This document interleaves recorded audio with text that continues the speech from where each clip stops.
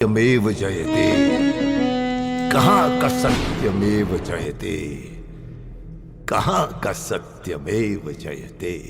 Supreme court के जजेस, high court के जजेस जरूर इसको देखें और आत्मचिंतन करें कि भारत की न्याय प्रणाली कहां पहुंच गई है। भारत में टोटल 5 करोड़ केसेस तो वो हैं जो district court, high court, supreme court में है। इसका मतलब 5 करोड़ परिवार न्याय की आशा में बैठा हुआ है। ऑन एन एवरेज एक परिवार में 6 आदमी रख लीजिए, तो यानी 30 करोड़ लोग न्याय की आस लगाए बैठे हुए हैं। 30 करोड़ का मतलब एक अमेरिका, 30 करोड़ का मतलब 15 ऑस्ट्रेलिया, 30 करोड़ का मतलब 7 कनाडा, 30 करोड़ का मतलब 1.5 ब्राजील। इतने लोग भारत में न्याय की आस में बैठे हुए हैं। और ये 5 करोड़ केस तो वो हैं जो district court, high court, supreme court में है। इसके पैरेलल हमारे देश में एक और जुडिशियल सिस्टम है, उसको कहते हैं तहसीलदार, एसडीएम, एडीएम, डीएम, कमिश्नर, जहां पे चकबंदी के मुकदमे चलते हैं। वो इस 5 करोड़ में काउंटेड नहीं है। जो तहसीलदार के यहां मुकदमा होता है, एसडीएम के यहां मुकदमा होता है, एडीएम के यहां होता है, डीएम के यहां होता है, चकबंदी अधिकारी जिसको सीओ कहते हैं, डीडीसी कहते हैं, एसओसी कहते हैं, वो एक इसके पैरेलल में है। और 5 करोड़ मुकदमे वहां पे भी चल रहे हैं। इसका मैं लाइव एग्जांपल देना चाहूंगा भारत की ब्लैक जस्टिस सिस्टम का। 1985 में जौनपुर में एक 10 बीघे जमीन का मुकदमा शुरू हुआ था। अभी वो सबसे नीचे पायदान पे है, जिसको कहते हैं चकबंदी अधिकारी। 1985 में मुकदमा शुरू हुआ, 2023 आ गया, लगभग 37 साल बीत चुके। 37 साल में यह नहीं तय हो पाया कि असली विल कौन सी है। 2 लोगों ने क्लेम किया, वो कह रहे हैं मुझे विल मिली है, वो कह रहे हैं मुझे विल मिली है। 37 साल में यह नहीं डिसाइड हो पाया असली विल किसकी है। अगर मान लीजिए आज डिसाइड हो जाए तो सीओ के बाद एसओसी, एसओसी के बाद डीडीसी, डीडीसी के बाद हाई कोर्ट, हाई कोर्ट के बाद सुप्रीम कोर्ट, यानी अभी 35 साल और लगेगा, 70 साल लगेगा। सेकंड जनरेशन मुकदमा लड़ रही है, ऑलरेडी सेकंड जनरेशन मुकदमा लड़ रही है। और इसी स्पीड से काम हुआ तो मुझे लगता है थर्ड जनरेशन आके मुकदमा जाके तब जाके सुप्रीम कोर्ट पहुंचेगा। दूसरा एग्जांपल, एक ग्लेरिंग एग्जांपल आपको देता हूं। 1971 के वॉर में पाकिस्तान में बम फेंकने वाले, पाकिस्तान के फौजियों के बहुत सारे बैंकर तोड़ने वाले एक कर्नल कबोत्रा है, पंचकुला में रहते हैं। दुश्मनों के उन्होंने दांत तोड़ दिए। आज 2000 से उनके मकान पे किसी ने कब्जा किया हुआ है। 2023 आ चुका है, 23 साल में वो अपने मकान को नहीं छुड़ा पाए। अभी मामला पंचकुला की डिस्ट्रिक्ट कोर्ट में है, उसके बाद चंडीगढ़ हाई कोर्ट जाएगा, फिर सुप्रीम कोर्ट जाएगा। तो 23 साल में वो सबसे नीचे पायदान पे है। वास्तविकता यह है, अंग्रेज चले गए, अंग्रेजी कानून यहीं छोड़ गए, अंग्रेजी व्यवस्था यहीं छोड़ गए। यह व्यवस्था भारत में न्याय देने के लिए नहीं बनी थी।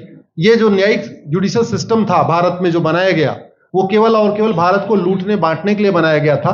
क्योंकि कानून वही चल रहा है, जुडिशियल सिस्टम वही चल रहा है, इवन हमारा ड्रेस भी वही चल रहा है। अंग्रेज काले कपड़े पहनते थे, हम भी काले कपड़े पहनते हैं। अंग्रेज जून के महीने में उनको गर्मी लगती थी तो 1 महीने छुट्टी करके इंग्लैंड चले जाते थे। आज भी हमारा हाई कोर्ट, सुप्रीम कोर्ट पूरे मई जून बंद रहता है। अंग्रेजों को क्रिसमस के टाइम में दिसंबर में छुट्टी मनाना जाना होता था, 1 महीने छुट्टी कर चले जाते थे। आज भी हमारी हाई कोर्ट, सुप्रीम कोर्ट दिसंबर में, क्रिसमस के टाइम में 15 दिन 20 दिन बंद हो जाती है। तो सोच वही है, किताबें वही है, व्यवस्था वही है, कानून वही है। तो स्वाभाविक सी बात है, जस्टिस होगा कहां से? जस्टिस कैसे होगा? हम 2023 में 1860 का इंडियन पिनल कोड लेके घूम रहे, 1861 का पुलिस एक्ट लेके घूम रहे, गवाहों के बयान 1872 के कानून से हो रहे। हमने सब कुछ वर्ल्ड क्लास कर लिया, लेकिन अपने जस्टिस सिस्टम को कंपेयर करने की कोशिश ही नहीं किया। जितने में एक एयरपोर्ट बनता है, एक एयरपोर्ट बनाने में 25,000 करोड़ की लागत आती है। अगर हमारी सरकारों ने एक एयरपोर्ट की कीमत जुडिशियल सिस्टम पे खर्च कर दिया होता तो हमारी न्यायिक व्यवस्था अच्छी हो गई होती। आज घटिया, चूंकि अकाउंटेबिलिटी नहीं है, जुडिशियल सिस्टम में कोई अकाउंटेबिलिटी नहीं है। किसी के साथ न्याय हो जाए, अन्याय हो जाए, कोई फर्क नहीं पड़ता। निर्दोष को जेल हो जाए, जज की कोई अकाउंटेबिलिटी नहीं। दोषी को बेल हो जाए, जज की कोई अकाउंटेबिलिटी नहीं। लाखों लाख लोग जेल में सड़ रहे हैं, लाखों धोखेबाज भ्रष्टाचारी बाहर घूम रहे हैं। मूल कारण है ब्लैक जस्टिस सिस्टम। आपने बहुत अच्छा, आपने इस पे वेब सीरीज बनाया है और इस देश में world class airport, world class highway, world class shopping mall, सब कुछ वर्ल्ड क्लास बना लिया। इनफैक्ट अपना मोबाइल का डेटा सुरक्षित रखने के लिए हमारे सांसद, विधायक, जज आईफोन भी यूज करते हैं। अमेरिका का आईफोन यूज करते हैं हमारा डेटा सुरक्षित हो जाए। लेकिन भारत सुरक्षित हो जाए उसके लिए यह नहीं देखते कि जापान में कौन सा कानून है, अमेरिका में कौन सा कानून है, सिंगापुर में क्या अच्छा चल रहा है। कनाडा में रेंट का मामला एक डेट में खत्म होता है। सिंगापुर में अभी कुछ दिन पहले एक व्यक्ति के पास 900 ग्राम गांजा पाया गया, उसको फांसी हुई है। दोबारा वहां ड्रग स्मगलिंग होगी क्या? तो भारत में चाहे वो ड्रग स्मगलिंग है, माफिया राज है, ह्यूमन ट्रैफिकिंग है, इन सब के लिए हमारा जस्टिस सिस्टम जिम्मेदार है। कोई भी अपराध होता है उसमें दो पक्ष होता है, एक पीड़ित, एक अपराध करने वाला। जो पीड़ित होता है वो चाहता है जल्दी उसको न्याय मिल जाए, अपराध करने वाला चाहता है मुकदमा लंबा चले। भारत का न्यायिक सिस्टम अपराध करने वाले के साथ खड़ा है। बलात्कारी चाहता है उसका मुकदमा 30 साल चले और मुकदमा 30 साल चलता है। भू माफिया चाहता है कि गरीब की जमीन पे कब्जा कर ले, उसका मुकदमा 50 साल चले और आज की डेट में मुकदमा 50 साल चल रहा है। इसका मतलब वर्तमान न्यायिक सिस्टम बलात्कारी के पक्ष में है, भू माफिया के पक्ष में है, ड्रग स्मगलर के पक्ष में है, ह्यूमन ट्रैफिकर के पक्ष में है, नक्सलियों के पक्ष में है, माओवादियों के पक्ष में है, जो लोग देश विरोधी काम कर रहे हैं उनके पक्ष में है। 40 साल 50 साल के बाद किसी व्यक्ति ने मिलावट करके लोगों का स्वास्थ्य खराब कर दिया, उसको 50 साल के बाद सजा हो रही है। इस बीच उसने कम से कम पता नहीं कितने लोगों का और भी कर दिया। तो ये जो जस्टिस सिस्टम होता है दवा की तरीके काम करता है। जैसे दवा अच्छी होती है बीमारी तुरंत ठीक हो जाती है, अगर दवा घटिया होती है तो बीमारी बढ़ जाती है। दवा खाने के बाद शरीर एज इट इज नहीं रहता, या तो बीमारी ठीक होती है या तो बीमारी बढ़ती है। अगर कोई आदमी एक गांव में किसी के साथ कुछ गलत कर दे, उसको 6 महीने के अंदर सजा हो जाए, साल भर के अंदर हो जाए, दूसरा अपराध वहां नहीं होगा। लेकिन अगर उस व्यक्ति को पनिशमेंट नहीं मिला तो स्वाभाविक सी बात है उसने उसको और मोटिवेट कर दिया। कहते नहीं ऐसे बुखार है, तुरंत 2 गोली खाइए बुखार ठीक हो गया। लेकिन अगर आपने दवा नहीं खाई या गलत दवा खा लिया तो टाइफाइड होगा या निमोनिया होगा। दुर्भाग्यवश ये हमारा जस्टिस सिस्टम यही कर रहा है। आज की डेट में जितनी समस्याएं हैं, चाहे वो घूसखोरी है, जमाखोरी है, मिलावटखोरी है, कालाबाजारी है, नशा तस्करी है, मानव तस्करी है, सोना तस्करी है, ड्रग स्मगलिंग है, या नक्सलवाद है, या माओवाद है, या कट्टरवाद है, जो भी समस्याएं हैं, उसका एक बहुत बड़ा कारण यह है कि हमारा जस्टिस सिस्टम उसको टैकल नहीं कर पा रहा है, उसको पकड़ नहीं पा रहा है। और इसीलिए भारत में अराजकता है। मैं तो इतने जानता हूं, ऐसी कोई बीमारी नहीं जिसकी कोई दवाई नहीं, ऐसी कोई समस्या नहीं जिसका कोई समाधान नहीं। हम हर चीज के लिए बाहर से चीजें खरीदते हैं, तो हम ये क्यों नहीं देख रहे हैं कि आखिर चाइना का जस्टिस सिस्टम कैसा है, सिंगापुर का कैसा है, कनाडा का कैसा है, फ्रांस का कैसा है और अमेरिका का कैसा है। हम क्यों नहीं बेस्ट प्रैक्टिसेस उनकी अडॉप्ट कर लेते। दुनिया के कई देशों ने नार्को पॉलीग्राफ ब्रेन मैपिंग कानून बना दिया। मेरी बहन दीपिका नारायण बैठी हुई है, ये लगातार फॉल्स केसेस के खिलाफ, इनको मैं देखता रहता हूं, एक्टिव रहती है। एक कानून बन जाए नार्को पॉलीग्राफ ब्रेन मैपिंग और कंप्लेन पे अंडरटेकिंग ले लिया जाए कि जो कुछ मैं शिकायत कर रहा हूं इसके लिए मैं अपना नार्को पॉलीग्राफ ब्रेन मैपिंग कराने के लिए तैयार हूं, हजारों की संख्या में फेक केसेस खुद ही खत्म हो जाएंगे। आज की डेट में लोग जुडिशरी की लापरवाही के साथ साथ फर्जी केस से परेशान है, फर्जी गवाही से परेशान है, फर्जी एफआईआर से परेशान है, हजारों परिवार परेशान है। कई बार देखा गया कि जो फैमिली के केसेस होते हैं उसमें कितने सारे फेक केसेस भी आ रहे हैं। तो जो वास्तव में दोषी हैं उनको पनिशमेंट नहीं मिल पा रहा है, जो निर्दोष हैं उनके खिलाफ फर्जी केसेस हो रहे हैं।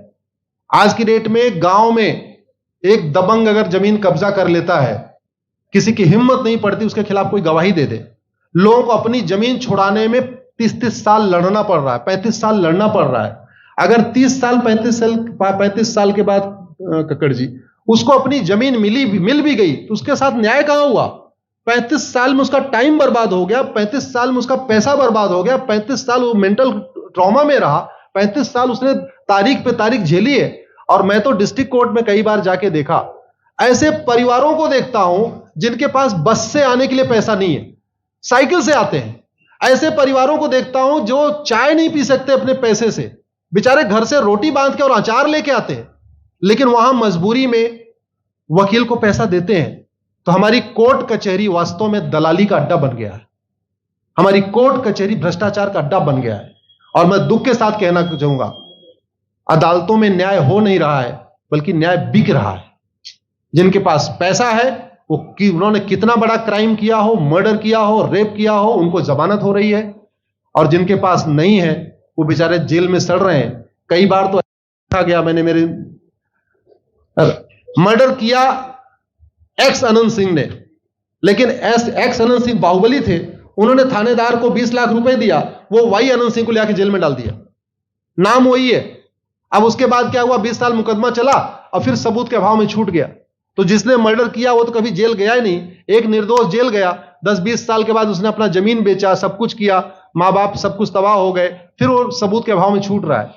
तो सबूत के अभाव में अगर 20 साल के बाद छूट भी गया हो, उसका 20 साल कौन लौटाएगा? उसके 20 साल के लिए कौन जिम्मेदार है? उसके 20 साल जो बर्बाद हुआ, उसके लिए संविधान की शपथ लेने वाले जिम्मेदार हैं। संविधान के प्रियम्बल में लिखा है, हम आपको जस्टिस देंगे, हम आपको न्याय देंगे।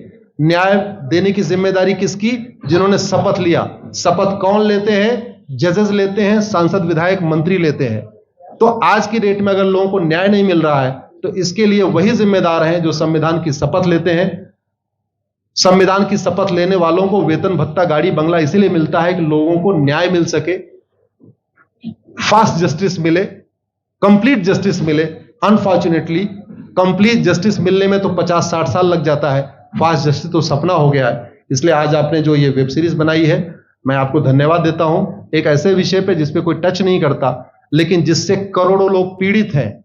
मैंने कहा ना, 5 करोड़ लोग सीधे district court, high court, supreme court के केसेस से पीड़ित हैं, और 5 करोड़ मुकदमे एसओसी, डीडीसी, तहसीलदार के यहां चल रहा है। तो अगर 5 करोड़ से 30 करोड़ लोग इधर पीड़ित हैं, तो उधर भी पीड़ित है।